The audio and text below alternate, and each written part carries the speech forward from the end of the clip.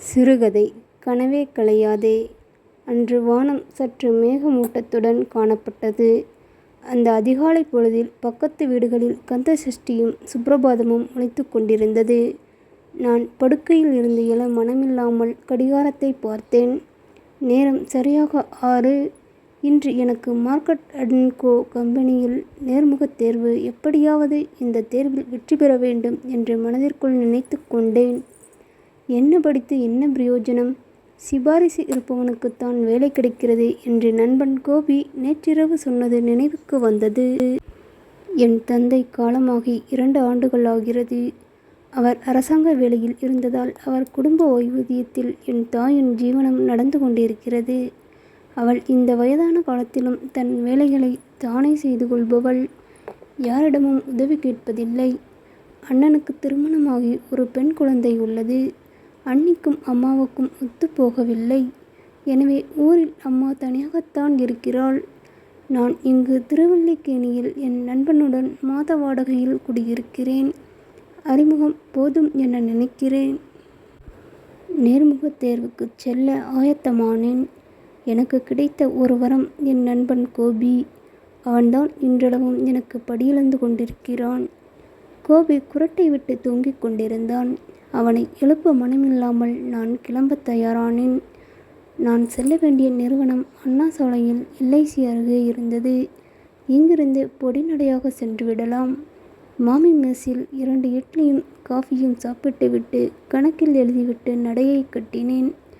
நான் அந்த நிறுவனத்தை அடைந்தபோது எனக்கு முன்னதாகவே 4-5 பேர் அமர்ந்திருந்தார்கள்.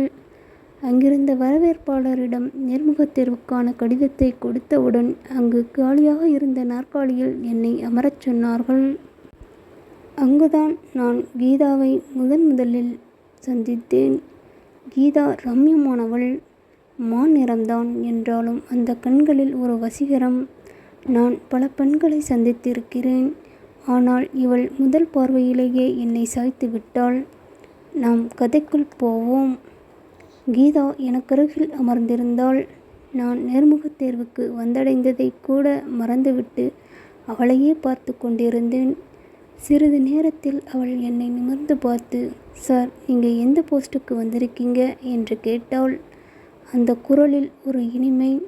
நான் அவளுக்கு பதில் கூறும் முன் அங்கு வந்த அந்த நிறுவன ஊழியர் எங்கள் அனைவருக்கும் எழுத்துத் தேர்வுக்கான பேப்பரை விநியோகம் செய்து 1 மணி நேரத்தில் முடித்தாக வேண்டும் என்று கூறி சென்று விட்டார். அனைவரும் பரபரப்பானார்கள். எனக்கு ஒரு பதட்டமும் இல்லை. இதுபோல் பல தேர்வுகளை நான் சந்தித்து பழகியவன். கீதாவிற்கு இது முதன்முறை போலும். நான் என்னுடைய வினாத்தாளை குறிப்பிட்ட நேரத்துக்கு முன்னதாகவே முடித்துவிட்டேன். என் பார்வை கீதா மீது சென்றது.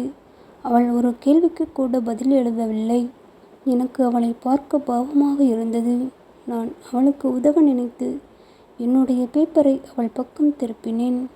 அவள் வேக வேகமாக விடைகளை குறித்து கொண்டாள். பின்பு கண்களாலேயே எனக்கு நன்றி கூறினாள். சிறிது நேரத்தில் ஒரு வழியாக எங்கள் தேர்வு முடிவுகள் வெளிவந்தது. துரதிர்ஷ்டவசமாக எங்கள் 2 பெயரும் தேர்வாகவில்லை. எனக்கு இது புதிதல்ல. ஆனால் கீதா உடைந்து போய்விட்டாள். அவள் கண்களில் கண்ணீர். எனக்கு தர்ம சங்கடமாக போய்விட்டது. நான் தான் அவள் தேர்வாகாததற்கு காரணமோ என்று. ஏங்க அழாதீங்க, எல்லோரும் உங்களையே பார்க்குறாங்க என்று அவளை சமாதானப்படுத்த முயன்றேன். இந்த வேலையை நம்பித்தாங்க வந்தேன். இப்படியாகிவிட்டதே என்று புலம்பத் தொடங்கினாள். சரி விடுங்க, உங்களுக்கு இதைவிட நல்ல வேலை கிடைக்கும் என்றவுடன் சற்று சமாதானமடைந்தாள். நான் மெதுவாக அவளிடம், வாங்க வெளியில் போயிடலாம். உங்களுக்கு ஆட்சேபணம் இல்லை என்றால் ஒரு கப் காஃபி சாப்பிடலாம், வர்றீங்களா என்றவுடனே அதற்காகவே காத்திருந்தவள் போல் என்னுடன் வர தயாரானாள். காஃபி சாப்பிடும்போது நாங்கள் மனம் விட்டு சிறிது நேரம் பேசினோம். அவள் தன்னை பற்றி முழுதும் சொன்னாள். தன் குழந்தை ரம்யாவின் மேல் உயிரையே வைத்திருந்தது வரை. நீங்கள் நினைப்பது சரிதான். கீதா விவாகரத்தானவள். அவள் கணவன் ஒரு சந்தேக பேர்வழி. திருமணமாகி 2 ஆண்டுகளில் நரக வேதனையை அனுபவித்திருக்கிறாள். இத்தனையும் என்னை நம்பி அவள் கூறியது எனக்கு ஆச்சரியமாகவும் சந்தோஷமாகவும் இருந்தது.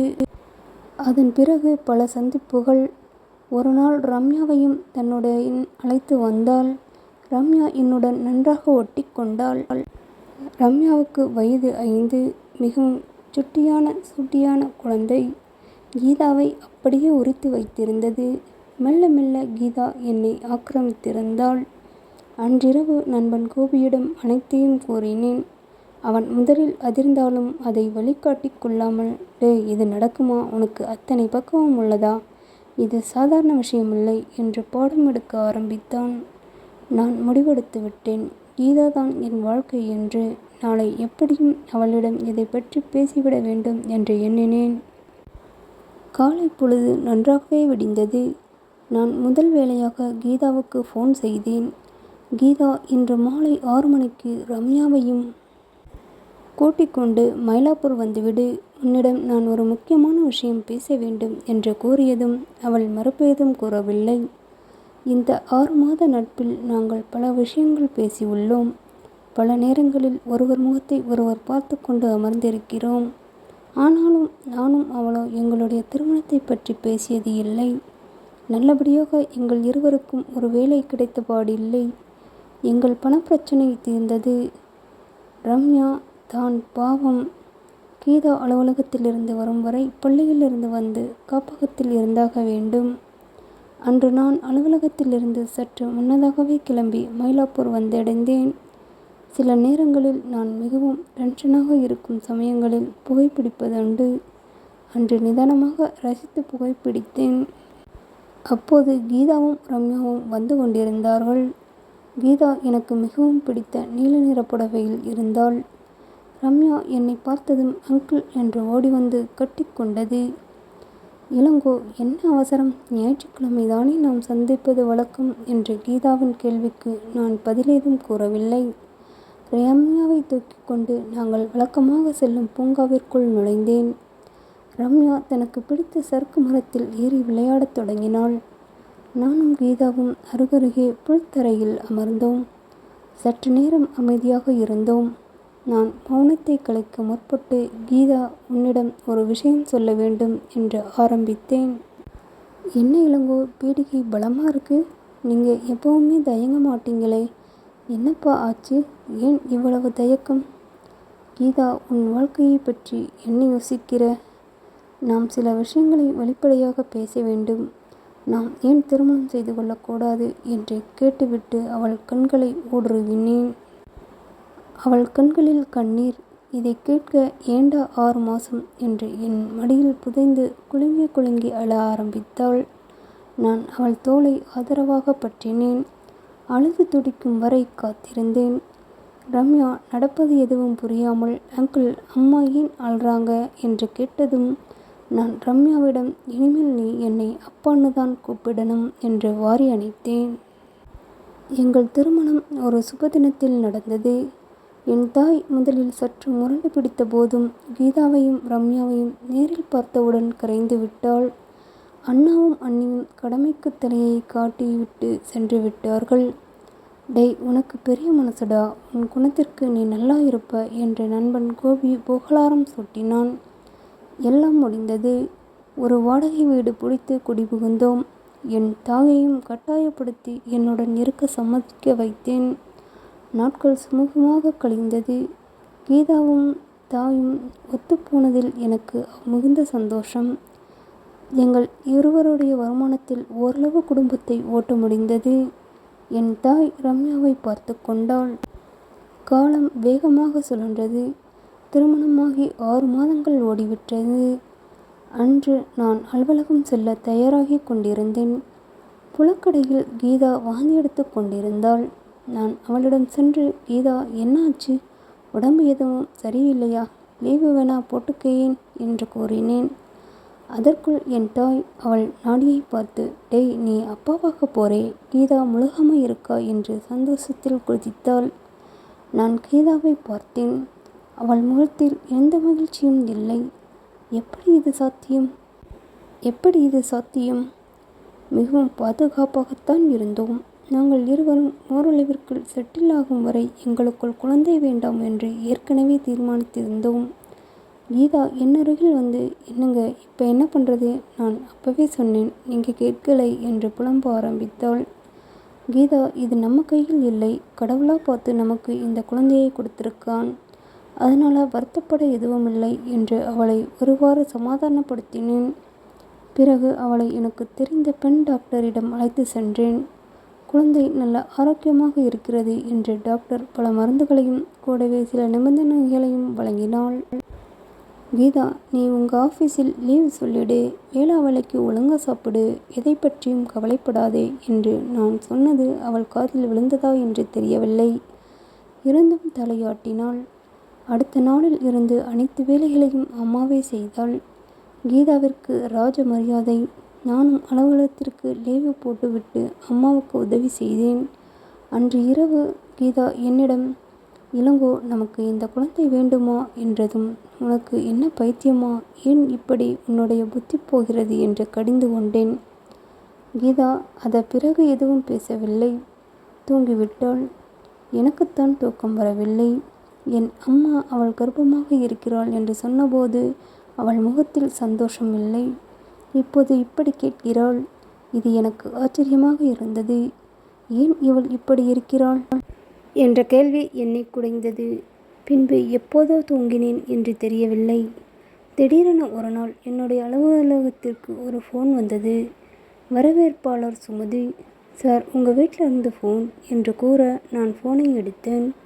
மறுமுனையில் என் அம்மா, டேய் இளங்கோ, கீதா வயிற்று வலியால் துடிக்கிறா, சீக்கிரம் வீட்டுக்கு வாடா என்று பதறினாள்.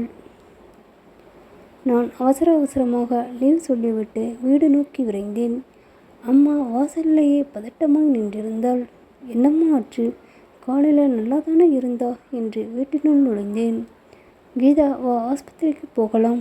என்ன பண்ணது உடம்புக்கு என்ற கேள்விக்கு அவளிடம் பதில் இல்லை.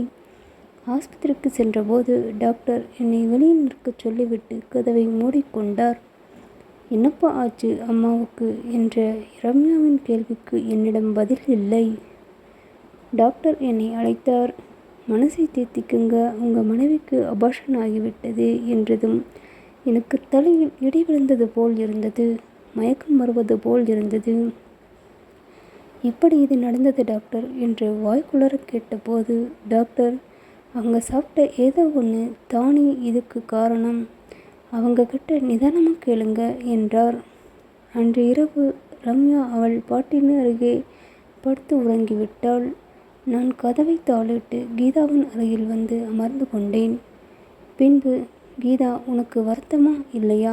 உண்மையை சொல், என்ன நடந்தது என்று அவள் கண்களை நேருக்கு நேர் பார்த்து கேட்டேன். அவளால் என் கண்களை சந்திக்க முடியவில்லை. கீதா அமைதியாக இருந்தாள். அவள் அழுத்தக்காரி, எனக்கு தெரியும். ஆனால் நான் அவளை உண்மையை சொல்லும் வரை விடுவதாக இல்லை. கீதா, நீ ஏன் பொறுமையை ரொம்ப சோதிக்கிறாய்? உன் மௌனம் என்னை கொள்கிறது. என்ன செய்தாய் என் குழந்தையை என்றதும் அவள் உடைந்து என் மடியில் விழுந்து அழத் தொடங்கினாள். பின்பு, என்னை மன்னித்து விடுங்கள் இளங்கோ, எனக்கு இந்த குழந்தையை பெற்றுக்கொள்வதில் விருப்பமில்லை. அதனால்தான் இப்படி செய்தேன் என்று அழுது கொண்டே கூறினாள். எனக்கு அவளை பார்க்கவே அருவருப்பாக இருந்தது. ஒரு உயிரை கொல்லும் அளவுக்கு அவளுக்கு எப்படி மனம் வந்தது? ஏன் இப்படி செய்தாய் கீதா? நீ செய்தது துரோகம் என்று கண்கள் சிவக்க அவளிடம் கேட்டேன். அவள் கூறிய காரணம் என்னை மேலும் வெறியேற்றியது. ரம்யாவை கருத்தில் கொண்டுதான் நான் இப்படி செய்தேன். என்னை மன்னித்து விடுங்கள் என்று கூறி அழுதாள். உனக்கு மன்னிப்பே கிடையாது கீதா. நான் ரம்யாவை இதுவரை என் குழந்தையாகத்தான் கருதுகிறேன். இனிமேலும் அப்படித்தான் இருப்பேன். ஆனால் நீ செய்தது மன்னிக்க முடியாத குற்றம் என்று சொல்லி அங்கிருக்க மனமில்லாமல் அறையை விட்டு வெளியில் வந்தேன். ரம்யா என் அம்மாவின் மடியில் படுத்து உறங்கிக் கொண்டிருந்தாள். நானும் அம்மாவின் அருகில் படுத்து கொண்டேன். அவள் கண்களில் கண்ணீர். ஏமா அலறே என்று கேட்டவுடன், தெரியும்பா நீ எவ்வளவு வேதனைப்பட்டிருப்பேன்னு, மனசை தேர்த்திக்கோ என்று என்னை தேற்றினாள். அதற்கு மேல் அடக்க முடியாமல் நான் குலுங்கி குலுங்கி அழத் தொடங்கினேன். அம்மா, என் குழந்தையை அவ கொன்னுட்டா. ரம்யாவிடம் நான் காட்டும் பரிவு போய்விடும்னு காரணம் சொல்றா என்றதும் அம்மாவும் சேர்ந்து அழுதாள். துக்கம் முழித்த ரம்யா, ஏன்பா அலறிங்க என்றதும் நான் கண்களை துடைத்து கொண்டு அவளை வாரி அணைத்து கொண்டேன். கீதாவுடன் குடும்ப வாழ்வில் ஈடுபடுவதில்லை என்றும் ரம்யாவுக்கு வாழ்வதென்றும் அன்று உறுதி பூண்டேன்.